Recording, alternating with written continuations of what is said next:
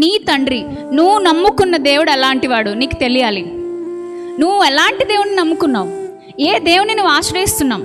భక్తులు చాలాసార్లు అంటారు, దేవా నువ్వే మాకు ఆశ్రయం, గాడ్ ఈజ్ అవర్ రెఫ్యూజ్. అసలు ఎంత స్ట్రాంగ్ మాట అది, ఎంత స్ట్రెంగ్తన్గా ఉంటుందో ఆ మాటలు లోతులకి వెళ్ళి ఆలోచిస్తుంటే, ఎంత దానికి ఉన్నటువంటి పవర్ ఎలా ఉంటుందో ఆ వర్డ్కి. God is our refuge. ఎప్పుడు చెప్తున్నారు తెలుసా ఆ మాటలు?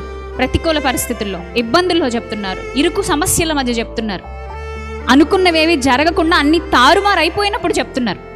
అలాంటప్పుడు దేవుని ఆశ్రయిస్తుంటే, ఈరోజు నేను మీకు సూటిగా కొన్ని ప్రశ్నలు అడుగుతున్నాను.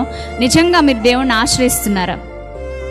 యవ్వనస్తులు మొదలుకొని వృద్ధుల వరకు దేవుణ్ణి ఆదివారానికి మాత్రం పరిమితం చేసేస్తున్నారా?